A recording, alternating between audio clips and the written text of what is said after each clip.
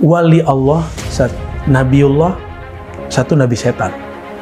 Ya, jika wali atau dukun aja bisa pindah tempat dalam sekejap, bisa terlihat di beberapa tempat di satu waktu. Uwais Al-Qarni di satu waktu terlihat di dua tempat. Ibunya ngelihat di rumah, temannya ngelihat ada di Mina.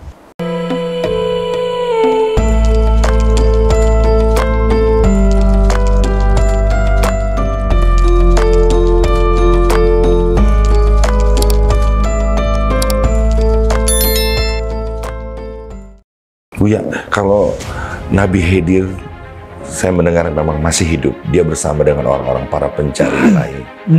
Apakah Dajjal juga hidup di tengah orang-orang yang mencari kemaksiatan dunia?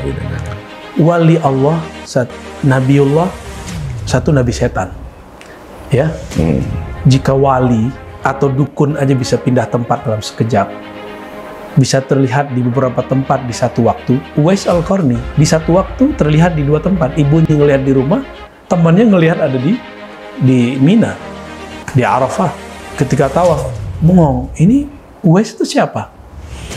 Kalau dalam beberapa riwayat, Allah mewakilkan, menyuruh malaikat menyerupai Uwais. Malaikat apa ini? Malaikat kan cahaya. Berarti ini cahaya-cahaya yang memancar dari dalam diri Uwais Al-Qarni.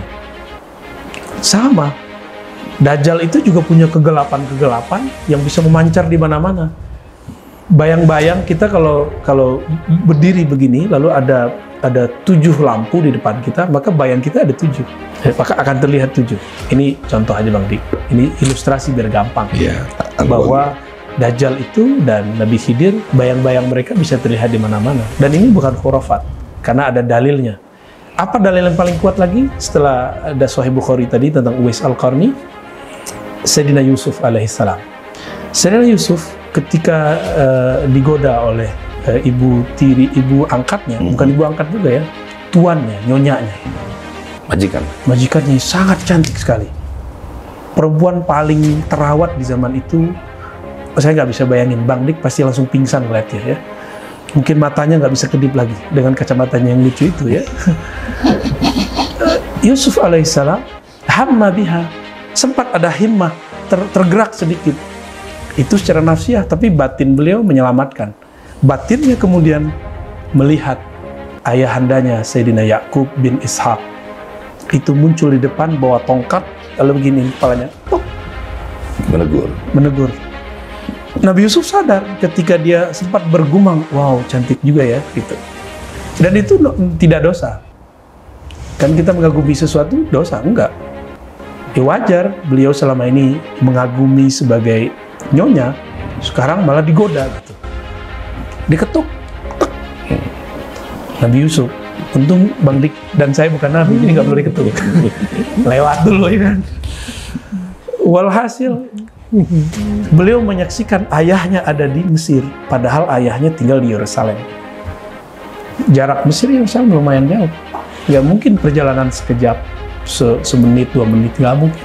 Itu sebulan, 2 bulan baru bisa lewat. Nah, Nabi bisa dilihat dalam banyak bentuk. Dalam beberapa, di satu waktu, di beberapa tempat. Itu pancaran cahayanya sebenarnya. Pancaran cahayanya.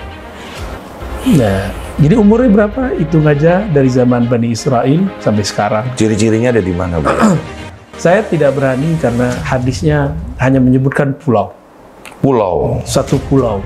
Bukan Pulau Gadung, Bang Dik.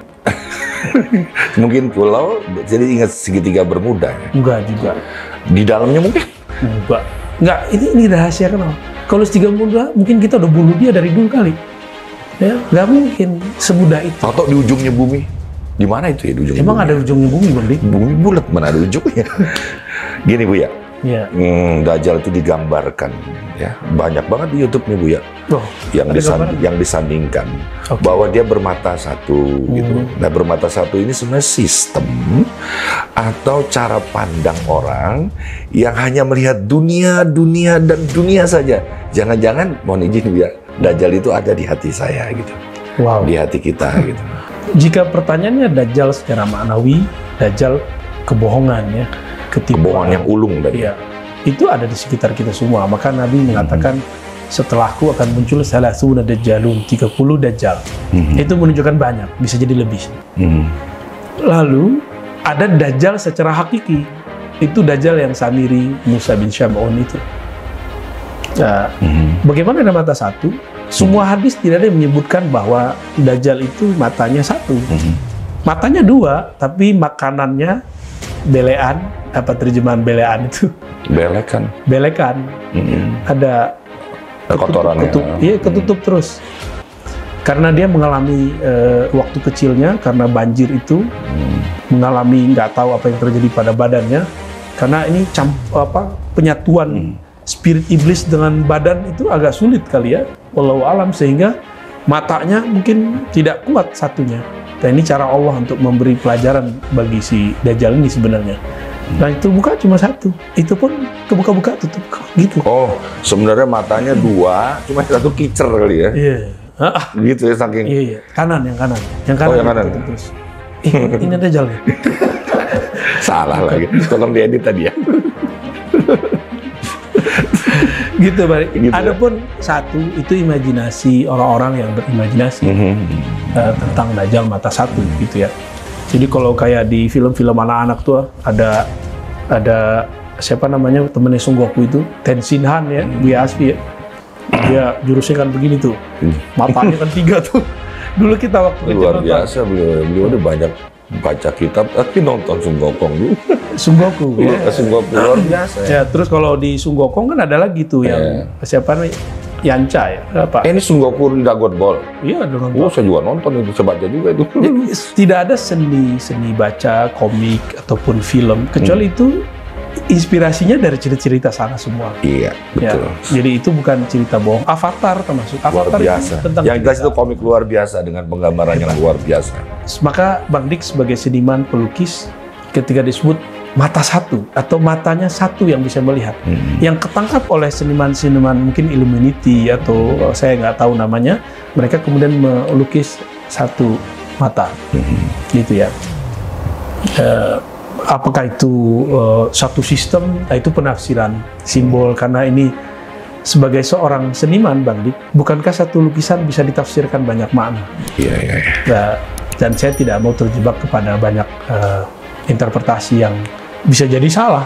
Ntar kita sotoy lagi, sok tahu. Saya potong sedikit ya. Ya. Saya dulu masih kecil tuh suka ada orang keliling jual tasbih, juz amma, sama buku tentang neraka dan surga. Jadi digambar itu dua-duanya.